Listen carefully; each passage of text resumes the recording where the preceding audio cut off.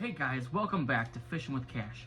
Today I'm going to be talking about one of my favorite baits. If you watched my last video, a stick bait, or more specifically, a Wacky Rig. The Wacky Rig is a fantastic bait to use for catching bass. This stick bait here is very versatile. You can use it in open water, shallow water, or even one of my favorite methods to use around docks and post. So the reason why I like to use it around docks especially is because it just has such a nice flowing action. It's very light, it's easy to skip, and when it sinks, what it does, let me get this bag here open. What happens is that it falls very slowly. You want your stick bait to have salt in it, because the salt's going to help it sink. Now, with a Wacky Rig, you want to let it fall. When it hits the bottom, kind of hop it up a little bit. Does this little jangle. Does its thing. Let it fall back down. Part a little bit more action with your rod. What I like to use is a 6.5 to 7 foot rod, moderate. So the reason why is because it just helps me with that whole entire skipping around docks and post. And if you just skip it like a rock, it's really easy. It's a great bait to start off learning how to skip. So, some of my favorites for color wise, I keep it very simple. My favorite color of all time is baby bass, specifically the KVD Perfect Plastic 805. My second favorite color is a black and blue. It's very fantastic as well to use, especially on cloudy days or murky waters. But I have found though that the baby bass will work in dirtier, more overcast days kind of weather and scenarios.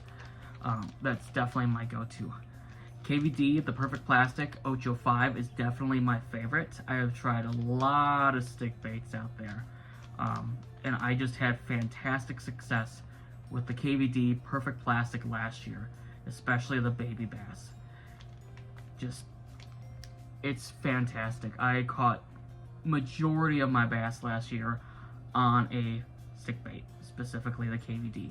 Probably about 80% of my fish came from 70% came from a stick bait.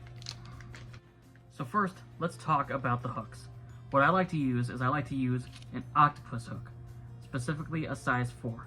You can go up to a size 1 if you don't have anything else. It's not going to be a big deal, I have found, but I preferably like the 4s. I just find that it just works well. It's less visible and looks more natural, and I do not add any weight unless if I'm really trying to get down deep in open water with a Wacky Rig. I don't add any weight. I just let it do its thing. Let it do its little shimmy. Let it do its little dance.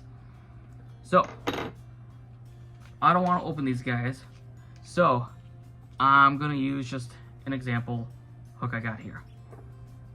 What you're gonna need is a Wacky Rig tool. They look like these, and they got little O-rings on them. You can get packs of these O-rings as well too, and I've actually been able to reuse some of mine. And the reason why I like to use this instead of just going with the hook straight through the bait is because it just makes the bait last longer. I don't have to throw nearly as much money, and I can preserve my bait for more catches. So what you're going to want to do, you're going to want to insert this about halfway in. What you can do first is just kind of grab it with your finger in the middle. Doesn't have to be perfect.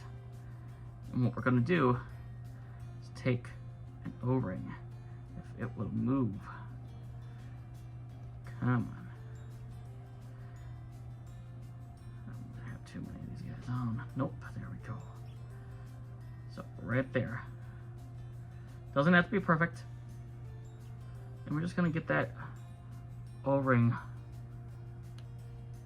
right on our bait like that.